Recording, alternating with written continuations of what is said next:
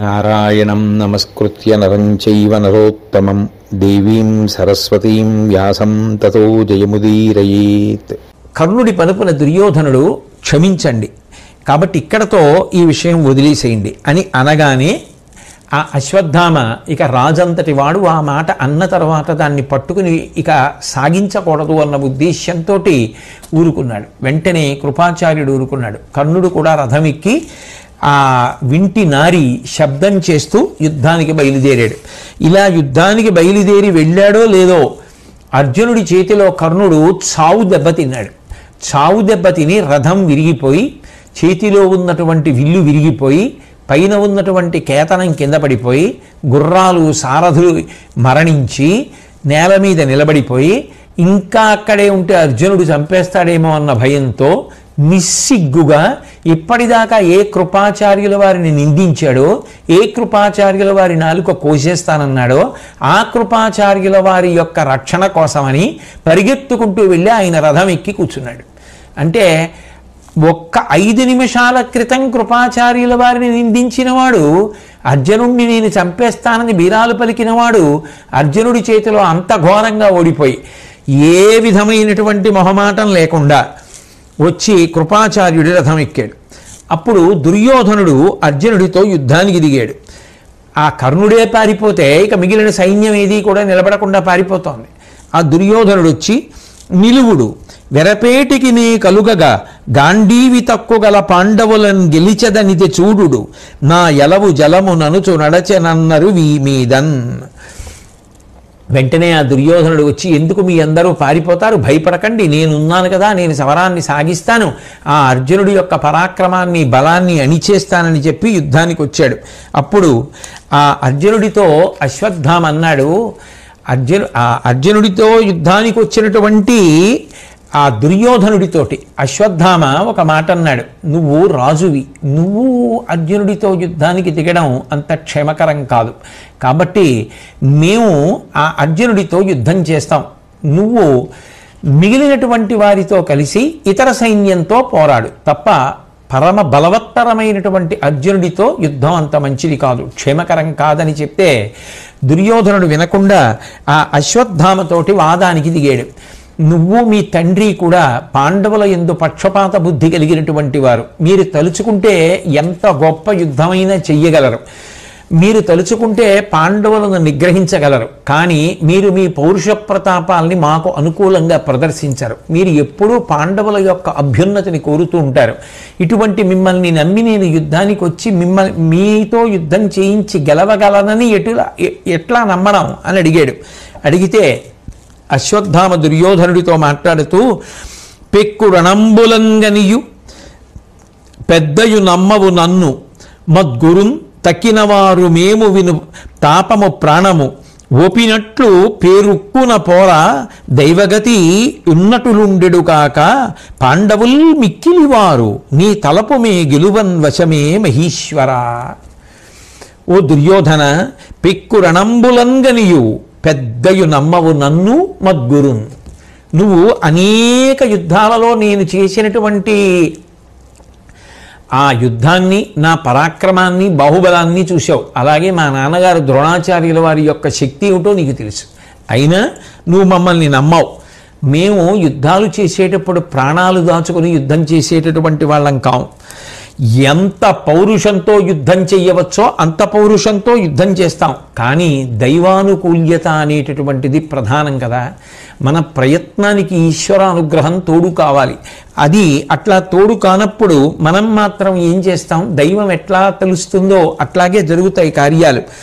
పాండవులు చాలా బలపరాక్రమములు కలిగినటువంటి వారు అన్న విషయం నీకు కూడా తెలుసు, నీ అభిప్రాయం ప్రకారం అంత బలం కలిగినటువంటి అర్జునాదులను గెలవడం మాకు ఎలా సాధ్యం, మీ అభిప్రాయం మేము గెలవాలని ఉంటుంది, కానీ వాళ్ళు మాకన్నా చాలా బలవంతులు అనేటటువంటిది మాత్రం పరమసత్యం, కాబట్టి ఎలా గెలవగలను రాజా, అయినా నా శక్తి కొలది యుద్ధం చేస్తాను, కాబట్టి ఈ యుద్ధానికి అనుమతించవలసినది అని అశ్వత్థామ విజృంభించి దృష్టద్యుమ్నుడి యొక్క విల్లుని ధ్వజాన్ని తెగగొట్టాడు. సారథిని రథానికి ఉన్నటువంటి అశ్వాలని కూలగొట్టాడు. అలాగే ఆ దృష్టద్యుమ్నుని యొక్క శ్వేత ఛత్రాన్ని పడిపోయేటట్టుగా చేశాడు. అక్కడ యుద్ధం చేస్తున్నటువంటి 100 మంది యోధులనే కాకుండా ముఖ్యులైనటువంటి ఇంకొక 3 యోధుల్ని కూడా చంపేశాడు. ఆ అశ్వత్థామ యొక్క పరాక్రమం ముందు, ఆయన యొక్క విజృంభణం ముందు ఎవ్వరూ ఆగలేకపోయారు. దుర్యోధనుడంతటి వాడు అప్పటి వరకు అశ్వత్థామని విమర్శించినటువంటి వాడు ఆ అశ్వత్థామ యొక్క పౌరుష ప్రతాపాల్ని పొగడడం జరిగింది. అంత గొప్పగా ఆ ద్రోణుడికి మిగిలినటువంటి పాండవులకు కూడా యుద్ధం జరుగుతోంది. ద్రోణుడు ఎక్కడా వెనుకడుగు వేయకుండా తన శక్తిని అంతటినీ కూడా కూడగట్టుకొని పరమ భయంకరమైనటువంటి యుద్ధం చేస్తున్నటువంటి సమయంలో ఆ సాత్యకి సోమదత్తుణ్ణి సంహరించాడు. అదేంటి, బలమైనటువంటి బాణంతో ఆ గుర్రాల్ని, సారథిని, సోమదత్తుణ్ణి కూడా ఆ సాత్యకి చంపేయడం జరిగింది. ఆ భయంకరమైనటువంటి యుద్ధం ఇలా జరుగుతున్నటువంటి సమయంలో సోమదత్తుడు లాంటి వీరుడు మరణించడం కౌరవసేనకి చాలా పెద్ద పిడుగుపాటు. దాని చేత సహజంగా ఆ సైన్యాలన్నీ కూడా భయపడిపోయి పరుగులు తీయడం మొదలుపెట్టాయి. ఈలోగా ద్రోణాచార్యుల వారు వచ్చి ధర్మరాజు యొక్క విల్లు విరిచేసి ఆయన యొక్క జెండా పడగొట్టి ధర్మరాజు యొక్క శరీరం అంతా తూట్లు పడిపోయేటట్టుగా బాణప్రయోగం చేశాడు. ఆ ద్రోణుడి మీద ధర్మరాజు కూడా అంత గొప్పగానూ బాణములను ప్రయోగిస్తే ఆ శరీరంలో ఉండేటటువంటి నెత్తురంతా కారిపోతూ ఉండగా ఆ రథం మీదనే ద్రోణాచార్యుల వారు పడిపోయాడు. మళ్ళీ ఉత్సాహాన్ని పుంజుకొని మూర్ఛ నుంచి తేరుకుని వాయవ్యాస్త్రాన్ని ప్రయోగిస్తే ధర్మరాజు కూడా వాయవ్యాస్త్రాన్ని ప్రయోగించి నిగ్రహించాడు. ఆ తర్వాత కృష్ణ పరమాత్మ ధర్మరాజుతో మాట్లాడుతూ, ద్రోణుడు నిన్ను పట్టుకుంటానని ప్రతిజ్ఞ చేసి ఉన్నాడు. అటువంటి ద్రోణుడితో నువ్వు యుద్ధం చేయడం మంచిది కాదు. ఎందుకనంటే ఆయన చాలా బలం కలిగినటువంటి వాడు. అటువంటి వాడితో నువ్వు యుద్ధం చేసి ఏ కారణం చేతనైనా బలహీనపడినా ఓడిపోయినా వెంటనే నిన్ను బందీకృతుణ్ణి చేసి ప్రతిజ్ఞ నిలబెట్టుకునే ప్రయత్నం చేస్తాడు. కాబట్టి నువ్వు అటువైపుకు వెళ్ళకు. నువ్వు భీమాదులు ఎటు యుద్ధం చేస్తున్నారో అటువైపుకు వెళ్ళి కౌరవపక్షం మీద యుద్ధం చెయ్యి. ఇక ద్రోణుడికి ఎప్పుడూ మనసులో వెరపు ఎవరి మీద ఉంటుంది? తనని చంపడం కోసమే పుట్టినవాడు దృష్టద్యుమ్నుడి కనుక దృష్టద్యుమ్నుడితో యుద్ధం చేయడంలో ద్రోణుడికి కించిత్ వెరపు ఉండే అవకాశం ఉంటుంది. కాబట్టి ఇతని వధించుటకు జనియించనెవ్వడతడ ఈతని తోడ పోరాడుగాక అనుడు ఒక్కింత ఊహించి ఆ నృపాలుడరిగే ద్రోణుండు ద్రుపద సైన్యమున కడరే. వెంటనే ఆ ధర్మరాజు గారు శ్రీకృష్ణ పరమాత్మ చెప్పినటువంటి మాటలు విని, నిజమే ద్రోణాచార్యుల వారు దృష్టద్యుమ్నుడితో యుద్ధం చేస్తేనే పరిస్థితి బాగుంటుంది తప్ప నేను యుద్ధం చేయడం మంచిది కాదు అని చెప్పి మనసులో అనుకుని కృష్ణుడి యొక్క మాట సమ్మతించినటువంటి వాడై అక్కడి నుంచి బయలుదేరి వేరొక వైపునకు వెళ్ళిపోయాడు. ఈ ద్రోణాచార్యుల వారు కూడా వెంటనే ద్రుపద సైన్యం ఎటువైపు ఉందో అటువైపుకు బయలుదేరి వెళ్ళాడు. ఈలోగా భయంకరమైనటువంటి ధూళి రేగిపోయింది. అంత సంకుల సమరం ప్రారంభమైంది. ఇన్నాళ్ళు జరిగిన యుద్ధంలో ఎప్పుడూ లేనంత ఉద్విగ్న పరిస్థితి నెలకొంది. ఆ ధూళి రేగిపోవడంలో యుద్ధభూమి అంతా కూడా చీకట్లు కమ్మింది. ఈలోగా చీకటి తోడైంది. అటువంటి పరిస్థితులలో ఇక ద్రోణాచార్యుల వారు దుర్యోధనుణ్ణి వెంట పెట్టుకుని సైన్యానికి ధైర్యం చెప్తూ ఒక వ్యూహంగా నిలబడేటట్టుగా సైన్యాన్నంతటినీ మలచాడు. ఆ చీకట్లో ఏ వీరుడితో యుద్ధం చేస్తున్నాడో తెలియదు కాబట్టి వాళ్ళు వాళ్ళ పేర్లు చెప్పుకొని వాళ్ళ బిరుదులు చెప్పుకొని యుద్ధం చేస్తున్నారు. కాబట్టి దుర్యోధనుడు తన పదాతి దళాన్ని పంపించి దివిటీలు తెప్పించాడు. అలాగే పాండవ సైన్యం కూడా దివిటీలు తెప్పించింది. భయంకరమైనటువంటి యుద్ధం జరుగుతోంది. ఆ యుద్ధం జరుగుతున్నటువంటి సమయంలో కృతవర్మ ధర్మరాజు గారి యొక్క విల్లు తెగ్గొట్టేశాడు. ధర్మరాజు గారు శక్త్యాయుధాన్ని ఆ కృతవర్మ మీద ప్రయోగించాడు. అది ఆ కృతవర్మ యొక్క చేతిని చీల్చేసింది. అయినా సరే ఇంకొక ధనస్సు తీసుకొని ధర్మరాజు రథానికి ఉన్నటువంటి గుర్రాల్ని, సారథిని పడగొట్టేశాడు. ఆ ధర్మరాజు చేతిలో ఉన్నటువంటి ధనస్సుని కూడా నుగ్గుగా చేసేశాడు. ధర్మరాజు ఖడ్గాన్ని పట్టుకున్నాడు. ఆ ఖడ్గాన్ని కూడా ముక్కలు చేసేశాడు. ధర్మరాజు తోమరం పట్టుకున్నాడు. దాన్ని ముక్కలు చేశాడు. పైగా ధర్మరాజు యొక్క కవచం తూట్లు పడేటట్టుగా చేశాడు. ధర్మరాజు గారి యొక్క శరీరంలో ఎన్నో బాణములను గుచ్చేశాడు. ఇక ఆ కృతవర్మతో యుద్ధాన్ని తట్టుకోలేక ధర్మరాజు గారు ఆ యుద్ధ భూమిని విడిచిపెట్టి వెళ్ళిపోయాడు. సాత్యకి ఈలోగా భూరి అనబడేటటువంటి గొప్ప రాజుని, కౌరవ వీరుణ్ణి ఒకడిని సంహరించాడు. ఈలోగా భీముడికి దుర్యోధనుడికి గొప్ప యుద్ధం ప్రబలింది. ఆ భీముడు దుర్యోధనుడి యొక్క ధనస్సుని ధ్వజాన్ని ముక్కలు చేసి భయంకరమైనటువంటి యుద్ధం చేస్తుంటే ఆ భీముడు చేస్తున్నటువంటి యుద్ధాన్ని తట్టుకోలేకపోయాడు. ఎన్ని మాటలు దుర్యోధనుడు విల్లెత్తితే అన్ని మాటలు భీముడు బాణప్రయోగం చేసి దాన్ని తునకలు చేశాడు. ఆ రకంగా 4 మాటలు దుర్యోధనుడి యొక్క విల్లు భీముడు ఖండించాడు. ఆ రథానికి ఉన్నటువంటి గుర్రాల్ని సారథిని సంహరించాడు. ఇది తెలిసి దుర్యోధనుడు ఇక తన మీద బాణాలేస్తాడనేటటువంటి భయంతో మెల్లగా రథంలోంచి జారుకుని తప్పుకున్నాడు. భీముడు అనుకున్నాడు, రథంలో ఆ దుర్యోధనుడు కనపట్టలేదు అంటే వేసినటువంటి బాణములు తగిలి మరణించాడు అనుకుని పెద్ద సింహనాదం చేసి దుర్యోధనుడు మరణించాడు అని ప్రకటించాడు. ఆ రథంలో దుర్యోధనుడు కనపడకపోయేసరికి కౌరవపక్షం కూడా దుర్యోధనుడు మరణించాడనుకుని భయపడిపోయి రాజే మరణించిన తరువాత ఇక యుద్ధం చేసి ప్రయోజనం ఏముంటుందని వాళ్ళందరూ కూడా పరిగెత్తి పారిపోవడం మొదలుపెట్టారు. ఈలోగా దుర్యోధనుడు జారిపోయినటువంటి వాడు మెల్లిగా దాటుకుంటూ వెళ్ళి వేరొక రథం ఎక్కి ఆ రథం మీద కనబడ్డాడు. కనపడి అక్కడి నుంచి మళ్ళీ అందరినీ కూడా ఉత్సాహపరిచి యుద్ధానికి సిద్ధపడేటట్టుగా చేశాడు. ఈలోగా కర్ణుడు సహదేవుడితో యుద్ధం చేశాడు. యుద్ధం చేసి ఆ సహదేవుడి యొక్క ధనస్సుని ముక్కలు చేసేశాడు. అశ్వాల్ని రథసారథిని చంపేశాడు. కత్తి డాలు తీసుకున్నటువంటి సహదేవుడి యొక్క ఆయుధాల్ని తునాతునకలు చేసేశాడు. గద విసిరితే దాన్ని మధ్యలోనే విరిచేశాడు. విరిచేసి ఆ సహదేవుడి దగ్గరికి వెళ్ళి ఆయన్ని పట్టుకునే ప్రయత్నం చేస్తుంటే సహదేవుడు శక్తి ఆయుధాన్ని రథచక్రాన్ని ప్రయోగించాడు. ఆ రెండిటినీ కూడా తునకలుగా చేసినటువంటి కర్ణుడు సహదేవుణ్ణి బాణాలతో కొట్టి సహదేవుడు ఇక రణరంగంలో నిలబడలేక యుద్ధభూమి విడిచిపెట్టి పారిపోతుంటే అతన్ని వెంబడించి పట్టుకున్నాడు. సహదేవుణ్ణి పట్టుకుని ఆ ధనస్సు యొక్క చివరి భాగంతో సహదేవుడి యొక్క పొట్టలో పొడుస్తూ నవ్వుతూ అన్నాడు, తనకంటే అధికుడైనటువంటి వాడితో ఎప్పుడూ కూడా యుద్ధం చేసేటటువంటి ప్రయత్నం చెయ్యకూడదు. అదిగో అక్కడ అర్జునుడు ఉన్నాడు. ఆ అర్జునుడి దగ్గరికి పోయి నువ్వు ఆయన యొక్క సహకారంతో బ్రతికిపోవు అన్నాడు. ఎందుకని అంటే నిజంగా సహదేవుణ్ణి పట్టుకోవడానికి వెళ్ళినప్పుడు కర్ణుడి యొక్క మనసులో ఉన్నటువంటి భావన వేరు. కానీ తీరా సహదేవుణ్ణి పట్టుకుందాము అని దగ్గర దాకా వెళ్ళిన తరువాత తాను తల్లి అయినటువంటి కుంతికి ఇచ్చిన మాట జ్ఞాపకానికి వచ్చింది. యుద్ధంలో ఒక్క అర్జునుణ్ణి తప్ప మిగిలిన 4 పాండవులు నాకు దొరికినా వాళ్ళని నేను చంపను అని మాటిచ్చాడు. కాబట్టి సహదేవుణ్ణి చంపకూడదు అన్న ఉద్దేశ్యంతో నీకన్నా అధికులైనటువంటి శత్రువులతో ఎప్పుడూ కూడా యుద్ధం చెయ్యకు, అది అవివేకం అని చెప్పి అదిగో అక్కడ అర్జునుడు ఉన్నాడు, ఆయన దగ్గరికి బ్రతికిపోతామని పంపించేశాడు. కర్ణుడితో అన్ని మాటలు అనిపించుకుని యుద్ధంలో ఓడిపోయినటువంటి సహదేవుడు చాలా బాధతో వెళ్ళి వేరొక రథం ఎక్కి అక్కడి నుంచి వెళ్ళిపోయాడు. వెళ్ళిపోయిన తరువాత ఈ విధంగానే ద్వంద్వ యుద్ధం జరుగుతోంది. నకులుడు శకునితో పోరాడాడు. శకుని పరాజయాన్ని పొంది నకులుడి నుంచి తప్పించుకుని వెళ్ళిపోయాడు.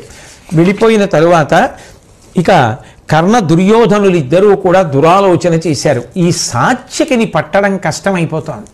ఎందుకని అంటే ప్రతి కీలకమైనటువంటి సందర్భంలోనూ సాత్యకి జోక్యం చేసుకుంటున్నాడు.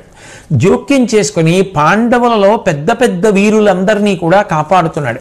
కాబట్టి ఈ సాత్యకిని పడగొట్టాలనుకున్నారు. కర్ణుడు దుర్యోధనుడు ఒక చోట చేరారు. చేసిన తరువాత అప్పుడు మాట్లాడుకుంటూ ఉండగా కర్ణుడు దుర్యోధనుడితో మాట్లాడుతూ అన్నాడు, అదే పార్థుడు తన మునుమున కొదవిన సేనల కలంచు నిలివడడు, ఇతనిన్ గదియగ రాకుండగమును పొదువుదమే సాత్యకిన్ ప్రభూత బలముతో. అదిగో దూరంగా అర్జునుడు అక్కడ ఉన్నాడు. అర్జునుడి ముందు మన సైన్యాలు చాలా ఉన్నాయి. కాబట్టి అర్జునుడి దృష్టి ఇటువైపు ఉండదు. అర్జునుడు ఎదురుగుండా ఉన్నటువంటి సైన్యాన్ని సంహరించే ప్రయత్నంలో ఉన్నాడు. అర్జునుడు ఇటు రాడు కనుక సాత్యకిని ఇప్పుడే చంపేయాలి. ఇప్పుడే చంపేయాలి అంటే మనం ఒక పని చెయ్యాలి. అందరం కలిసి సాత్యకిని ముట్టడించాలి. అభిమన్యుణ్ణి మన అందరం కలిసి కపటంతో ఎలా చంపేశామో సాత్యకిని కూడా అలాగే చంపేయాలి. అభిమన్యుణ్ణి రక్షించడానికి అర్జునుడు రాకుండా ఎలా చేశామో ఇప్పుడు కూడా అర్జునుడు రాకుండా చెయ్యాలి. నువ్వు అంగీకరిస్తే మనందరం కలిసి కపటంగా ఒక్కసారి సాత్యక మీద పడి చంపేద్దాం, అభిమన్యుణ్ణి చంపినట్టుగా చేద్దాం. ఈలోగా ఏ కారణం చేత కూడా అసలు అర్జునుడి చెవికి ఏ శబ్దం వినపడకుండా చూడడం కోసం ఆయన దృష్టి ఎదురుగుండా ఉన్నటువంటి సైన్యం మీదే నిలబడిపోయి ఉండేటట్టుగా చెయ్యడం కోసం కొంతమంది యోధుల్ని అక్కడికి పంపిద్దామన్నాడు కర్ణుడు. చాలా సంతోషించి అంగీకరించినటువంటి దుర్యోధనుడు వెంటనే ఆ శకునిని పిలిచి 10,000 ఏనుగులు, 10,000 రథాలు, దుశ్శాసనుడు, సుబాహువు, దర్శనుడు, దుర్విషహుడు అనబడేటటువంటి తమ్ముళ్లతో కలిసి అక్కడికి వెళ్ళి ఆ అర్జునుడితో నువ్వు యుద్ధం చేస్తుంటే ఆ అర్జునుడి యొక్క దృష్టి మీ మీదే ఉంటుంది కాబట్టి సాత్యకిని రక్షించుకోవాలనేటటువంటి పూనిక పొందడు. మేమందరం కలిసి ఒక కుమ్ముడిగా సాత్యక మీద పడి మట్టు పెడతామని చెప్పి ఆ శకుని పంపించాడు. ఆ శకుని అలాగే ఆ దుశ్శాసనుడు అలాగే ఈ దుర్యోధనుడి యొక్క సోదరులైనటువంటి సుబాహువు, దుష్ప్రదర్శనుడు, దుర్విషహుడు మొదలైనటువంటి వాళ్ళందరూ కలిసి అర్జునుడి మీద యుద్ధానికి వెళ్ళారు. ఆ అర్జునుడు వాళ్లతో యుద్ధం చేస్తున్నటువంటి సమయంలో మిగిలిన వీరులందరూ కలిసి సాత్యకి మీద పడ్డారు. కానీ సాత్యకి అరివీర భయంకరుడై విజృంభించాడు. ఆ రోజున ఎక్కడ చూసినా ఏనుగుల యొక్క తొండాలే, ఎక్కడ చూసినా గుర్రాల తలలే, ఎక్కడ చూసినా విరిగిపోయిన రథాలే. అసలు ఆ రోజు జరిగినటువంటి యుద్ధంలో సాత్యకి ప్రయోగించినటువంటి బాణముల వలన నిహతులైపోయినటువంటి సైనికుల యొక్క శరీరంలోంచి ప్రవహించినటువంటి నెత్తుటి నదిలో రథములు తేలి వెళ్ళిపోయాయి. అంత గొప్ప యుద్ధాన్ని చేశాడు. ఆ యుద్ధాన్ని చూసి దుర్యోధనుడు కానీ కౌరవ సైన్యం కానీ తట్టుకోలేక దుర్యోధనుడంతటి వాడు కూడా ఇక సాత్యకితో ఎదిరి నిలబడి యుద్ధం చేయలేమని విరిగిపోయిన రథాన్ని వదిలేసి కృతవర్మ యొక్క రథాన్ని ఎక్కి ఆ యుద్ధరంగం నుంచి వెళ్ళిపోయాడు. అంత భయంకరంగా జరుగుతుంటే అర్జునుడితో శకుని యొక్క కుమారుడు ఉలూకుడు యుద్ధానికి వెళ్ళి ఓడిపోయి ఇక అర్జునుడు ముందు నిలబడలేమని యుద్ధరంగాన్ని విడిచిపెట్టి వెళ్ళిపోయారు. కర్ణుడు మాత్రం విజృంభించి పాండవ సైన్యం మీద పడ్డాడు. ఎందుకంటే మనసులో అక్కసుంది, సాత్యకిని పడగొట్టాలనుకున్నారు కానీ సాత్యకిని పడగొట్టలేకపోయాడు. అందుకని ఇప్పుడు తన యొక్క శక్తిని అంతటినీ కూడా తీసుకుని విజృంభించాడు. తలలున్, చేతులు, కాళ్ళులున్, ధనువులున్, ధాత్రీస్థలం పెక్కు తిట్టలు గావించి రథప్రతానములు, ఘోటశ్రేణులు, వారణావళులుంజెట్పడబైపయం తరిమి దుర్వారైక దర్పోద్ధతిన్ జలముంచేవయు చూపే ఉద్భట భుజా సంరంభ రౌద్రంబుగన్. ఆ కర్ణుడు చేసినటువంటి యుద్ధానికి ఎక్కడ చూసినా పీనుగుల పెంటలే, తెగిపోయిన కాళ్ళు, చేతులు, విరిగిపోయిన రథాలు, పడిపోయిన పతాకాలు, ఒరిగిపోయినటువంటి కిరీటాలు, పడిపోయినటువంటి ఆభరణాలు కుప్పల కింద పడిపోతున్నాయి. అది చూశాడు ధర్మరాజు గారు. ఇవాళ కర్ణుడు చాలా దుర్నిరీక్షుడై ఉన్నాడు, ఆయన్ని పట్టుకోవడం ఎవరికీ సాధ్యం కాదంత గొప్ప యుద్ధం చేస్తున్నాడని గబగబా రథంలో అర్జునుడి దగ్గరికి వెళ్ళి నడురేయి తీవ్రభానుడు పొడమి వెలసెనను తలంపు పుట్టించుచు బుగ్గడువగు తేజంబున వెలిగెడు కర్ణుడు బాణరుతులు గిరికొనదెసలన్. జరుగుతున్నటువంటి యుద్ధం రాత్రి యుద్ధం, దివిటీని పట్టుకుని యుద్ధం చేస్తున్నాం. ఆ కర్ణుడేమో అంత భయంకరమైన యుద్ధం చేసి మన పక్షాన ఉన్నటువంటి సైన్యాన్ని అంతటినీ పడగొట్టేస్తున్నాడు. ఆ కర్ణుణ్ణి చూస్తూ ఉంటే రాత్రివేళ ఒకవేళ సూర్యోదయమై సూర్యుడు ప్రకాశిస్తున్నాడా ఏమి అనిపిస్తోంది. అంత ప్రతాపంతో అంత ప్రకాశంతో ఉన్నాడు. కాబట్టి వెంటనే నువ్వు కృష్ణుడు కలిసి అక్కడికి వెళ్ళి కర్ణుడిని నిగ్రహించవలసినది అన్నాడు. వెంటనే అర్జునుడు కృష్ణుడి వంక తిరిగి మన యొక్క రథాన్ని అటువైపు తిప్పమన్నాడు. అంటే శ్రీకృష్ణ పరమాత్మ అన్నారు, వినుము నిశాసమయంబున ధనుజులకున్ పేర్చు బాహు దర్పము శౌర్యంబును కావున ఐడింబుండని కర్ణుని నోర్చు బనుతమతని అతనికి. అర్జున, రాత్రివేళ యుద్ధం చేసేటప్పుడు రాక్షసులకి బలం బాగా పెరుగుతుంది. మన వైపు రాక్షస వీరుడు భీముని యొక్క కుమారుడైనటువంటి ఘటోత్కచుడున్నాడు. ఆ ఘటోత్కచుడిని ఇప్పుడు కర్ణుడి మీదకి పంపిస్తే ఆ ఘటోత్కచుడు రాత్రివేళ ద్విగుణీకృత పరాక్రమంతో యుద్ధం చేస్తాడు కాబట్టి ఆ ఘటోత్కచుడు కర్ణుడిని మట్టు పెడతాడు. అంతేకాదు, మనమంతకు వేరొక దిక్కున నడతుము, భీమసుతునకును మాయలు పెంపొనరిన దివ్యాస్త్రంబులు అనేకములు కలవు వలవదనుమానింపన్. మనం వేరొక దిక్కుకెళ్ళి యుద్ధం చేద్దాం. భీముని కుమారుడైనటువంటి ఘటోత్కచుడికి కూడా అనేకమైన దివ్యాస్త్రములు తెలుసు కాబట్టి కర్ణుడితో యుద్ధం చెయ్యడంలో ఏ విధమైనటువంటి తొట్టుపాటు పడడం, కాబట్టి నువ్వేం అనుమానించక్కర్లేదు అని చెప్పి శ్రీకృష్ణ పరమాత్మ ఘటోత్కచుడిని పిలిచి ఆ ఘటోత్కచుడితో అంటున్నాడు, పాండవ సైన్యముల్ చెదరిపారెడు కర్ణుని చేతనొచ్చి ఉద్దండత నీదు శౌర్యమును దర్పము నేర్పడ నిల్వరింపు, ఈతండని రాత్రి నీకొకడు తక్కువ తండ్రులకు జయంబు పుత్రుండసగంగ గాన్పు మహిరూఢికి నెక్కడే గెలువుమీతనిన్. ఓ ఘటోత్కచ, పాండవ సైన్యాలన్నీ కూడా కర్ణుడి యొక్క ఉద్ధతికి ఓర్వలేక చెదిరిపోతున్నాయి. ఇప్పుడు నీ యొక్క శౌర్యాన్ని పరాక్రమాన్ని నువ్వు ప్రకటించాలి. రాత్రివేళ యుద్ధం చెయ్యడంలో రాక్షసుడివి కనుక నీ పరాక్రమం మెండుగా ఉంటుంది. నిజానికి రాత్రివేళ యుద్ధం చేసేటప్పుడు కర్ణుడు నీకు సమానుడు కాడు. కాబట్టి నువ్వు ఈ యుద్ధంలో గెలుపు సాధిస్తే నీ తండ్రులకు ఇంతకన్నా గొప్పగా బహుమానం నువ్వు ఇవ్వవలసినది ఉండదు. కాబట్టి అంత గొప్ప బహుమానం విజయం రూపంలో ఇవ్వాలి. కాబట్టి నువ్వు యుద్ధం చెయ్యి అన్నాడు. అనగానే ఘటోత్కచుడు చాలా సంతోషించి తప్పకుండా నేను యుద్ధం చేస్తానని బయలుదేరాడు. ఆ బయలుదేరినప్పుడు ఆ ఘటోత్కచుడు కర్ణుడితో యుద్ధానికి వెళ్ళి యుద్ధం మొదలుపెట్టినప్పుడు జటాసురుడి యొక్క కుమారుడు అలంబసుడు అనబడేటటువంటి వాడు బయలుదేరి ఆ దుర్యోధనాదుల దగ్గరికి వెళ్ళి మొట్టమొదటి నుంచి కూడా నాకు పాండవుల మీద పగ ఉన్నది, ప్రత్యేకంగా భీముడి మీద పగ ఉంది, భీముడి కుమారుడు ఘటోత్కచుడు, కాబట్టి నేను ఘటోత్కచుడితో యుద్ధం చేస్తానని ఆ అలంబసుడు ఘటోత్కచుడితో యుద్ధం మొదలుపెట్టాడు. ఇద్దరికీ యుద్ధంలో మాయలు తెలుసు. అందుకని ఇద్దరూ కూడా రూపాలు మార్చేసుకుంటున్నారు. ఒకడు సర్పం అయిపోతే రెండో వాడు గరుత్మంతుడిగా మారిపోయేవాడు, ఒకడు ఏనుగుగా మారిపోతే రెండవ వాడు సింహంగా మారిపోయేవాడు, ఒకడు సూర్యుడైతే రెండవ వాడు రాహు అయిపోతూ ఉండేవాడు, ఒకడు మేఘం అయిపోతే రెండో వాడు వాయువు అయిపోతూ ఉండేవాడు. అలా ఇద్దరూ కూడా భయంకరమైనటువంటి యుద్ధం చేస్తున్నారు. ఆఖరికి ఘటోత్కచుడు ఏం చేశాడంటే ఆ అలంబసుణ్ణి పట్టుకొని కింద పడేసి వాడి యొక్క గుండెల మీద తన పాదం పెట్టి గట్టిగా తొక్కి ఆ తలని పట్టుకొని గిరగిరా తిప్పి శరీరం నుంచి ఊడ తీసేసి నెత్తురు కారుతున్నటువంటి ఆ తలకాయ చేత్తో పట్టుకొని ఎదురుగుండా ఉన్నటువంటి సైన్యంలో దుర్యోధనుడు ఎక్కడున్నాడు అని వెతికాడు. ఓ రథంలో దుర్యోధనుడు కూర్చొని ఉన్నాడు. ఆ తలకాయ నెత్తుటితో ఉన్నది దుర్యోధనుడు రథంలో పడేటట్టుగా విసిరేశాడు. విసిరేసి దుర్యోధనుడితో అన్నాడు, కొనిమిది నీ మిత్రుని తల వినుమిట్టుల మారులేని విక్రమమున కర్ణుని త్రుంచెద వరుసంబొరిగొనియద నిను భీమసేను కొడుక నెరుగవే.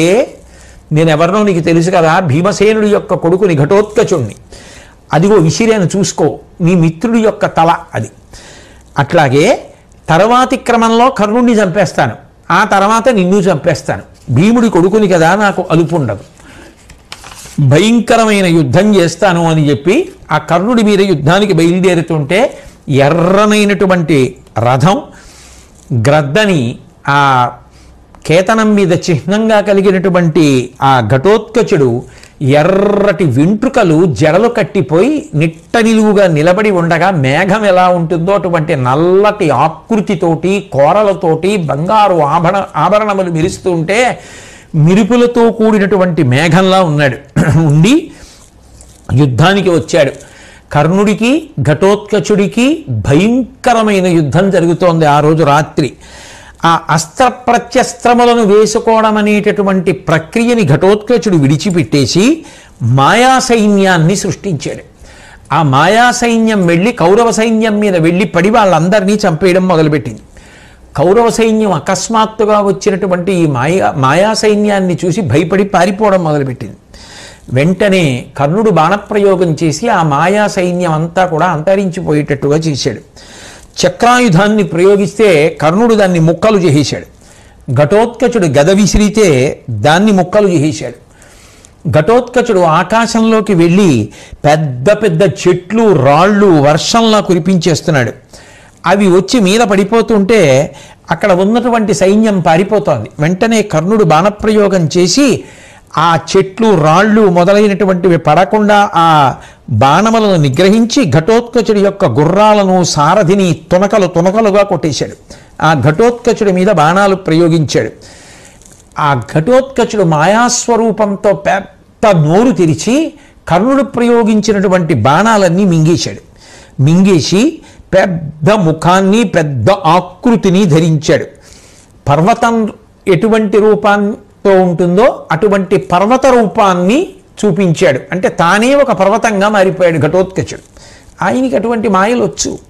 వెంటనే వజ్రరూపమైనటువంటి ఇంద్రాస్త్రాన్ని కర్ణుడు ప్రయోగించాడు. ఆ పర్వతాన్ని ఖండించాడు.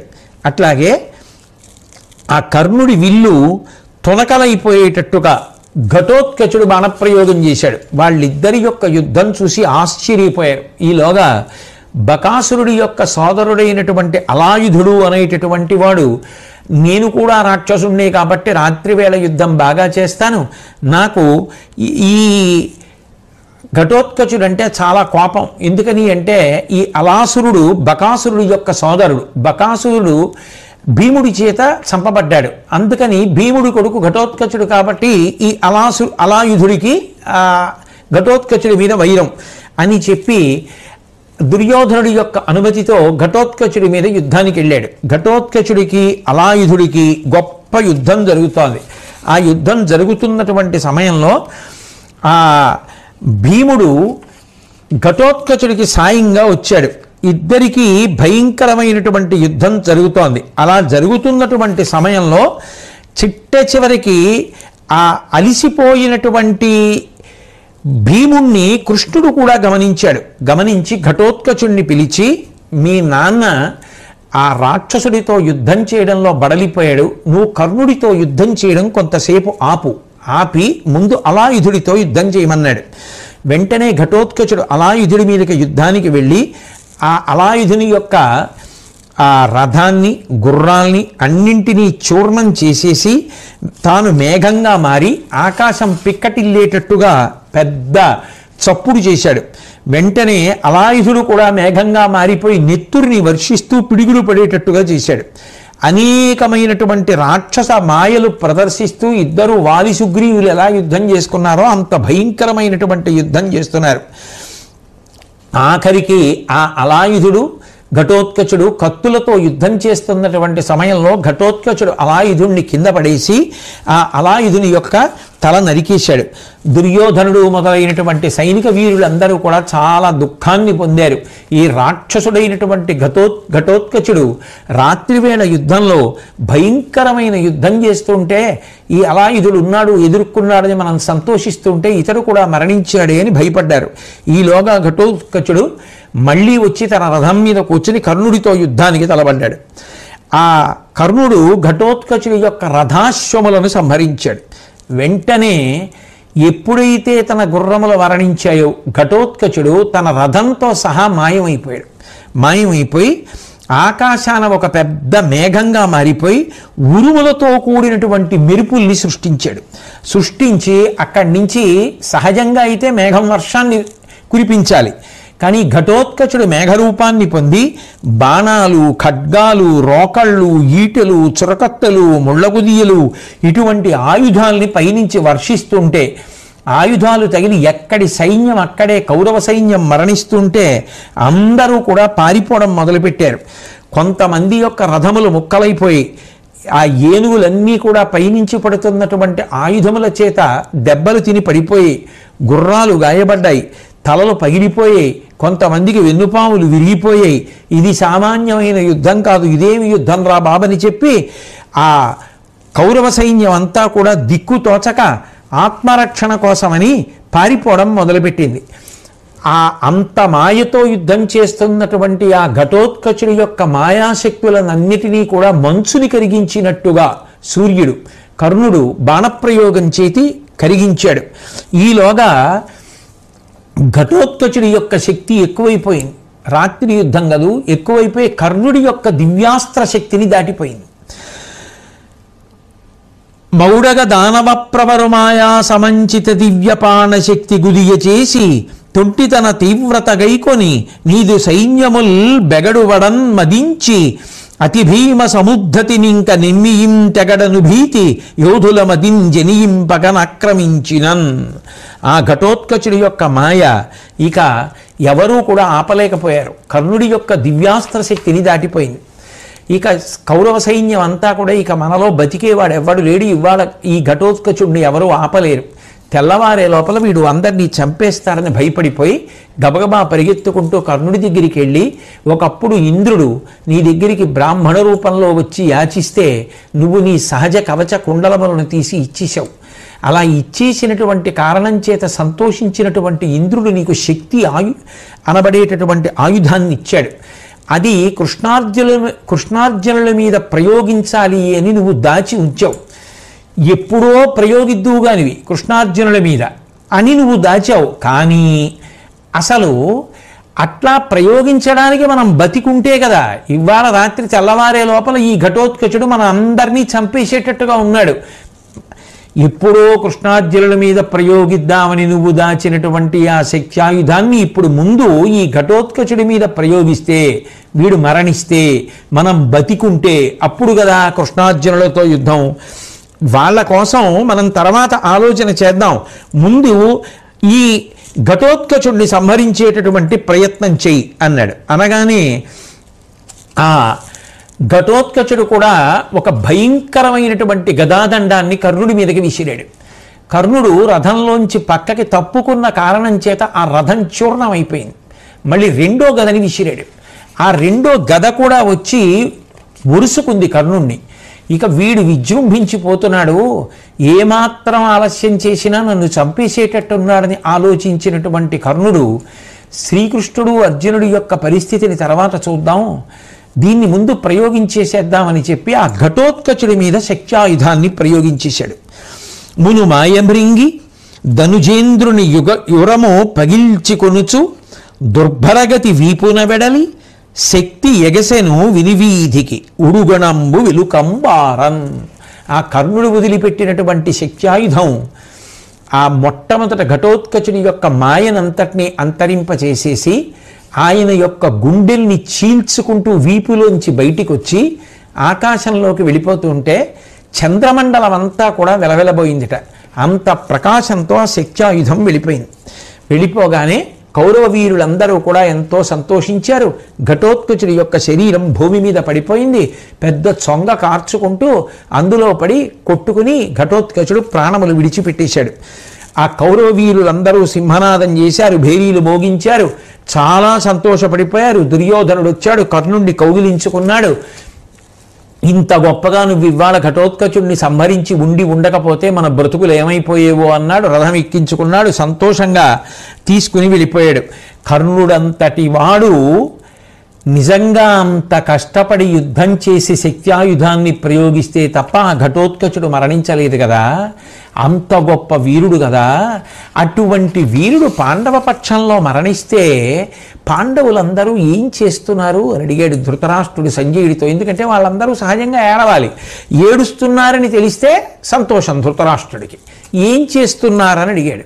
అంటే సంజయుడు అన్నాడు, పాండవులందరూ చాలా దుఃఖంలో ఉన్నారు, కానీ విచిత్రమైన విషయం ఏమిటంటే ఆ ఘటోత్కచుడు మరణించినటువంటి సమయంలో కృష్ణుడు సంతోషంతో సింహనాదం చేశాడు.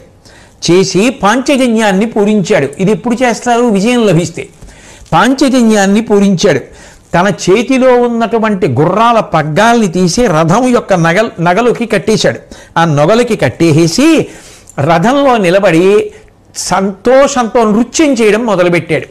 ఆయన నృత్యం చేస్తుంటే ఎలా ఉంది అంటే, మందమారుతం వీస్తున్నప్పుడు మందార వృక్షం ఊగితే ఎలా ఉంటుందో అంత అందంగా ఆ రథంలో నృత్యం చేస్తున్నాడు. పైగా అర్జునుడి దగ్గరికి వెళ్ళి కౌగిలించుకున్నాడు, వెన్ను చరిచాడు, మళ్ళీ సింహనాదం చేశాడు. అర్జునుడు ఆశ్చర్యపోయాడు.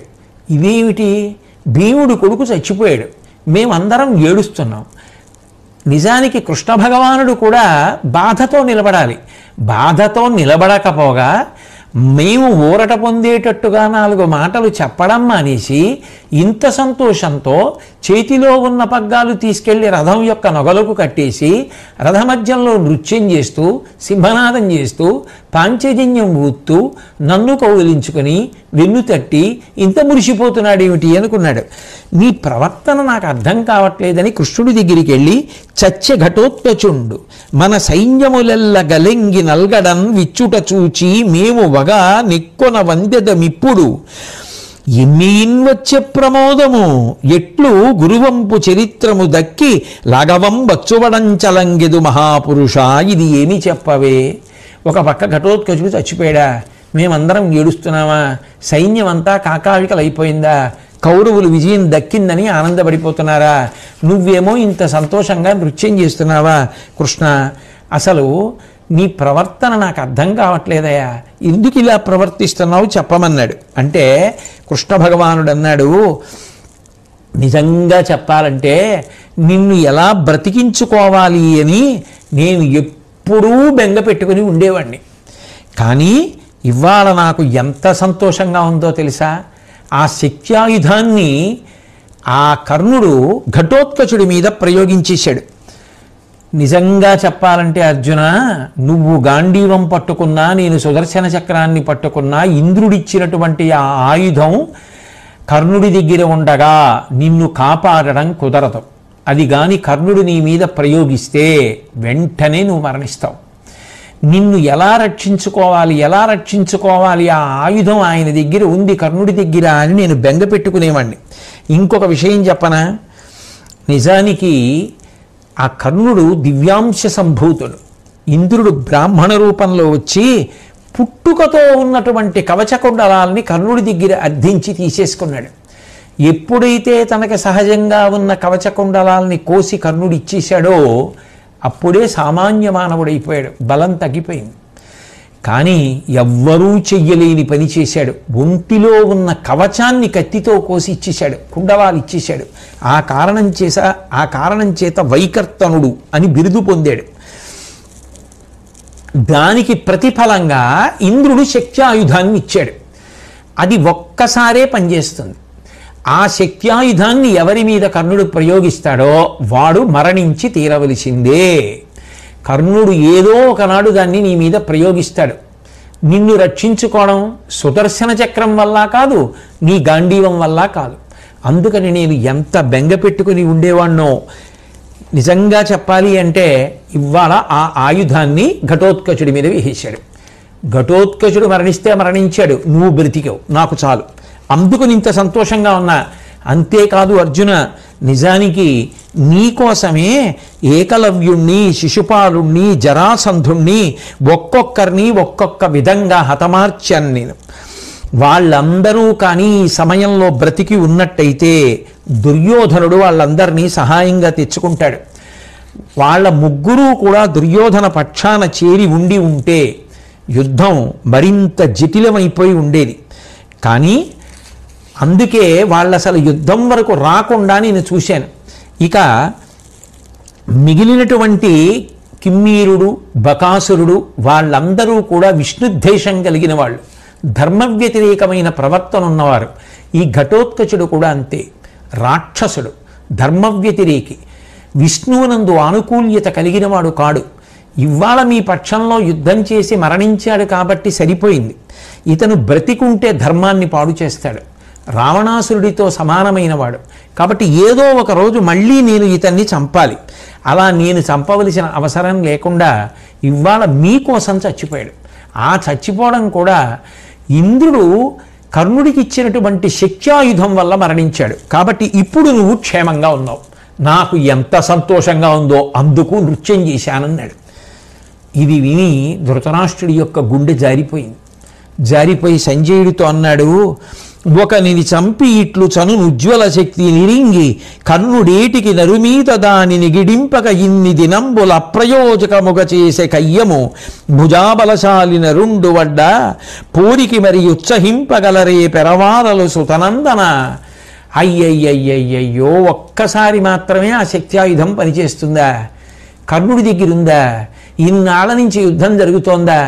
ఆ అర్జునుడి మీద వేసేస్తే అర్జునుడు చచ్చిపోతే యుద్ధం అయిపోయింది కదయా, దీనికి దాచుకున్నాడు కర్ణుడు. అది వెయ్యకుండా ఏమిటి సాధించాడు అని అడిగితే, పైగా అర్జునుడికి నియమం ఉంది, యుద్ధానికి పిలిస్తే వస్తాడు. అర్జునుడిని యుద్ధానికి పిలిచి కర్ణుడు శక్త్యాయుధం వేసేస్తే యుద్ధం అయిపోయేది కదా, ఎందుకు వీలేదు, ఎందుకు పిలవలేదు అంటూ ధృతరాష్ట్రుడు అన్నాడు, నా తనూజులు దుర్బుద్ధులి తెరంగు నీవు తలపవా, ఆ శక్తి నీరజాక్షు తుడిచికొనియనే, మొరకు చేనున్న తీయపండు వెస నాచికొనిన నిర్వర్యుబోలే. మూర్ఖుడైనటువంటి వాడు తీయటి పండు తెచ్చుకుంటే తెలివైన వాడు వాడి దగ్గర నుంచి అది లాగేసుకున్నట్టుగా దుర్బుద్ధి తప్ప దూరాలోచన లేనటువంటి నా కొడుకుల దగ్గర నుంచి ఆ శక్త్యాయుధం జారిపోయింది. ఇప్పుడు ఇంకా వాళ్ళ అర్జునుడిని ఏం చేస్తారు? ఏం చెయ్యలేరు. నువ్వైనా చెప్పపోయావా సంజయ కర్ణుణ్ణి ఆయుధం ప్రయోగించమని? అంటే ప్రతిరోజు రాత్రి మేమందరం కలుసుకున్నప్పుడు కర్ణుడికి చెప్పేవాళ్ళం, కర్ణ రేపు పొద్దున్న యుద్ధభూమిలోకి వెళ్ళగానే నువ్వు అర్జునుడి మీద ఆ ఆయుధాన్ని ప్రయోగించు అని చెప్తూ ఉండేవాళ్ళం. తప్పకుండా ఇదిగో రేపు ప్రయోగిస్తా, ఎల్లుండి ప్రయోగిస్తా అంటూ ఉండేవాడు. ప్రతిరోజు పొద్దున్నే యుద్ధానికి బయలుదేరేటప్పుడు మాకందరికీ జ్ఞాపకం ఉండేది. యుద్ధభూమిలోకి వెళ్ళగానే అందరం మరిచిపోయేవాళ్ళం. అసలు శక్త్యాయుధం మా దగ్గర ఉందని కానీ, కర్ణుడు దాన్ని ప్రయోగించాలని కానీ, పోనీ కర్ణుడికి మేము జ్ఞాపకం చేద్దామని కానీ యుద్ధంలో గుర్తొచ్చేది కాదు. యుద్ధం అయిపోయి మళ్ళీ అందరం రాత్రి శిబిరాలకు వచ్చేసేవాళ్ళం. వచ్చేయగానే మళ్ళీ జ్ఞాపకానికి వచ్చేది. మళ్ళీ కర్ణుడి దగ్గరికి వెళ్ళేవాళ్ళం. ఏమయ్యా ఇవాళ అర్జునుడి మీద ఆయుధం వేయలేదు, రేపైనా వేవయ్యా. అర్జునుడి మీద వేస్తే కృష్ణుడికి కోపం వచ్చి మన అందరినీ చంపేసి మిగిలిన పాండవుల్లో ఎవరో ఒకడికి పట్టాభిషేకం చేస్తాడు, అందుకని కృష్ణుడిని చంపి ఆ ఆయుధం వేస్తే ఎవరో ఒకరిని చంపి తీరుతుందిగా. కృష్ణుడి మీదే వేసామనుకో, కృష్ణుడే నిగ్రహింపబడ్డాడనుకో, పాండవులు మొదలు నరికిన చెట్టు అయిపోతారు, అప్పుడు మనం యుద్ధంలో గెలవచ్చు అనేవాళ్ళం. అలాగే కృష్ణార్జునుల్లో ఎవరో ఒకరి మీద నేను ఇది వేసేస్తాననేవాడు. ప్రతిరోజు అలాగే అనేవాడు. అందరం యుద్ధానికి బయలుదేరేవాళ్ళం. బయలుదేరగానే అందరం మర్చిపోయేవాళ్ళం, ఆ ఆయుధం గుర్తొచ్చేది కాదు. మళ్ళీ తిరిగి వచ్చేసేవాళ్ళం, రాగానే జ్ఞాపకం వచ్చేది. అదేం విచిత్రమో మరి, ఎవ్వరికీ గుర్తులేదు, అది అలా ఉండిపోయింది. ఆఖరికి ఎప్పుడు గుర్తొచ్చింది? ఘటోత్కచుడి రాత్రి యుద్ధంలో గుర్తొచ్చి ఆ ఘటోత్కచుడి మీద వేసేసాం. బతికుంటే రేపు అన్నదాన్ని చూడొచ్చు, వీడి వల్ల బతికుండేటట్టు లేవని వేసేసాం. ఆ ఆయుధం అలా పోయింది. ఏం చేస్తాం అన్నాడు సంజయుడు. అదే సమయంలో శ్రీకృష్ణ పరమాత్మ దగ్గరికి సాత్యకి వచ్చాడు. సాత్యకితో మాట్లాడుతూ కృష్ణుడు అన్నాడు, వాని వారెలెల్లని పని వానికెప్పుడు గరపుదురు, వాడు పూంకిమై కడగివచ్చు, తాకుదల నేను వారలందరను మరచునట్లు చేయుదు, నరునకునై కుమారా. వాళ్ళందరూ రాత్రివేళ కర్ణుడికి దాని గురించి జ్ఞాపకం చేస్తున్నారని నాకు తెలుసు. కర్ణుడు నా మీద కానీ అర్జునుడి మీద కానీ ప్రయోగించాలనుకుంటున్నాడని నాకు తెలుసు. వాళ్ళు యుద్ధానికి బయలుదేరగానే మరిచిపోయేటట్టు, రాత్రి శిబిరానికి వెళ్ళగానే గుర్తొచ్చేటట్టు ప్రతిరోజు నేనే చేస్తూ వచ్చాను సాత్యకి. అందువల్ల అర్జునుడు బ్రతికాడు. అంతేకాదు, మీరును ప్రాణములు త్రిలోకీరాజ్యము నాదు బుద్ధికిన్ పార్థుక్రియన్ కూరిమికిన్ పాత్రంబులే, ఈ రేయి కదా సుఖించి ఏ నిద్రింతున్. నిజంగా చెప్పాలంటే సాత్యకి మీరందరూ కానీ, నా ప్రాణములు కానీ, 3 లోకములలో రాజ్యము కానీ నాకు సంబంధించినంత వరకు అర్జునుడితో సమానం కాదు. అర్జునుడు నాకంత ఎక్కువ. ఇక అర్జునుడిని చంపగలిగినటువంటి అస్త్రం లేదు.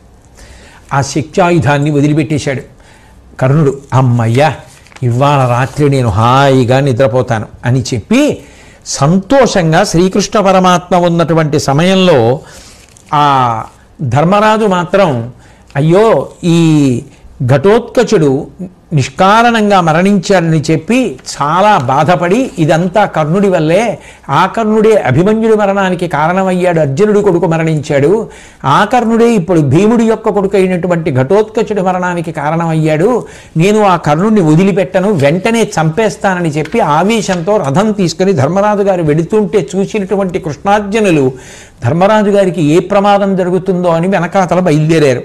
ఆ సమయంలో అకస్మాత్తుగా వేదవ్యాసుడు యుద్ధభూమిలో ధర్మరాజు గారికి కనపడ్డాడు. కనపడి, పిచ్చివాడా ధర్మరాజా, నిజంగా అటువంటి యుద్ధం జరగకపోతే, ఘటోత్కచుడు మరణించకపోతే నిజంగా ఆ శక్తి అనబడేటటువంటిది కర్ణుడి దగ్గరే ఉండిపోతే ఆ కర్ణుడు ఏదో ఒక రోజున అర్జునుడి మీద ప్రయోగించి ఉండేవాడు. ఏమైపోతువు నువ్వు, ఏమైపోను యుద్ధం. ఘటోత్కచుడు మరణిస్తే మరణించాడు కానీ అర్జునుడు బ్రతికాడు, మీ అందరూ బతికారు, యుద్ధంలో గెలుస్తారు. ఎంత సంతోషించవలసిన విషయం.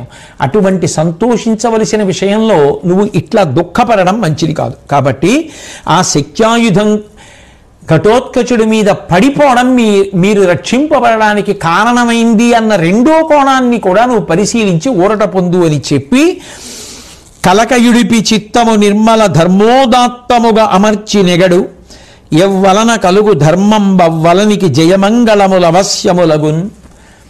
నీ మనసుని స్థిరంగా ధర్మమునందే నిలబెట్టు. ఎక్కడైతే ధర్మం ఉందో అక్కడ జయము కలుగుతుంది, మంగళము కలుగుతుంది. రెండు, జయము శుభము రెండు ఉంటాయి. కాబట్టి ఆ రెండు కలగడానికి కారణమైనటువంటి ధర్మానుష్ఠానమనందు నీ యొక్క చిత్తాన్ని అట్లాగే నిలబెట్టు. విని మేనగు దివసంబున నిను పొందు, అనూనమిది నీ రాజ్యశ్రీ అనుమానమేమియును లేదని గ్రక్కున అమ్మునీంద్రుడరిగనరేంద్ర. ఇవాల్టి నుంచి 5వ రోజున ఈ సమస్త భూమండలానికి సంబంధించినటువంటి రాజ్యలక్ష్మి నిన్ను చేరుతుంది. కాబట్టి ధర్మరాజా, నువ్వు ఏ విధమైనటువంటి సందేహాన్ని పెట్టుకోవద్దు, యుద్ధంలో గెలుస్తావు. కాబట్టి ఓరడిల్లు అని వ్యాసమునీంద్రుడు జరగబోయేటటువంటి విషయాన్ని చెప్తే ధర్మరాజు గారు ప్రశాంతత పొందాడు. ఘటోత్కచుడు మరణించాడన్నది కించిత్ బాధతో కూడుకున్న విషయమే అయినా ఆ శక్త్యాయుధం ఆ నిరుపయోగం అయిపోయినటువంటి కారణం చేత, అంటే అర్జునుడి మీద పడ్డంలో నిరుపయోగం అయిపోయినటువంటి కారణం చేత అర్జునుడు బ్రతికాడని కృష్ణుడు సంతోషించాడు, అందరూ సంతోషించారు.